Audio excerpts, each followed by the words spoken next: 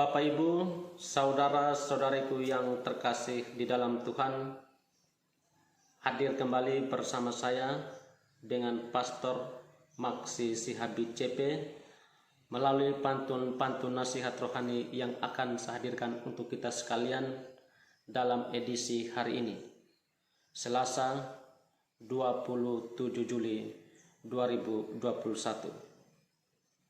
Sebelum kita mendengarkan pantun-pantun nasihat rohani, terlebih dahulu saya akan membacakan sabda Tuhan edisi hari ini. Bacaan pertama diambil dari kitab Keluaran bab 33 ayat 7 sampai dengan 11 sampai bab 34 ayat 5b sampai dengan 9 dan ayat 28. Dan bacaan Injil diambil dari Injil Matius bab 13 ayat 36 sampai dengan 43. Dan kini saya akan membacakan sabda Tuhan dari kitab Injil. Inilah Injil Yesus Kristus menurut Matius bab 13 ayat 36 sampai dengan 43. Pada suatu hari, Yesus meninggalkan orang banyak lalu pulang. Para murid kemudian datang dan berkata kepadanya, "Jelaskanlah kepada kami arti perumpamaan tentang lalang di ladang itu." Yesus menjawab, "Orang yang menaburkan benih baik ialah Anak Manusia. Ladang itu ialah dunia. Benih yang baik adalah anak-anak kerajaan dan lalang adalah anak-anak si jahat. Musuh yang menaburkan benih lalang ialah iblis. Waktu menuai ialah akhir zaman dan para penuai itu malaikat.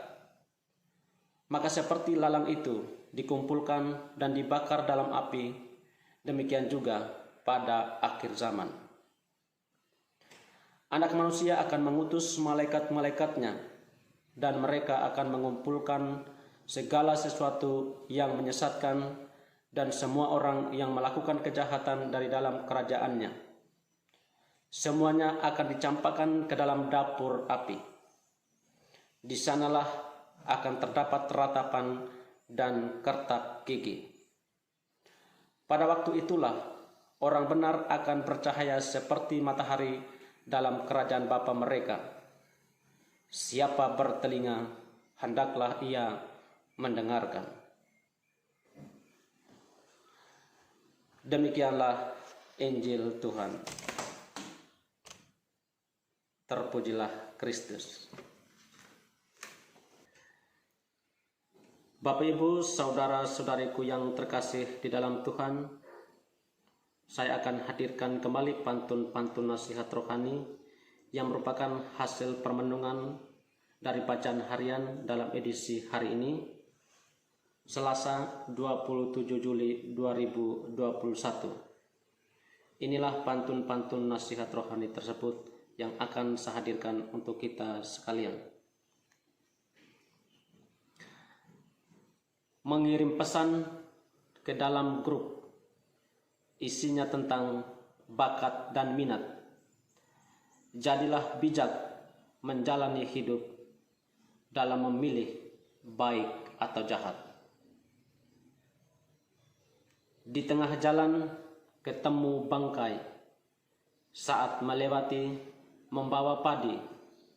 Sebuah kebaikan bisa dimaknai semua kembali ke setiap pribadi.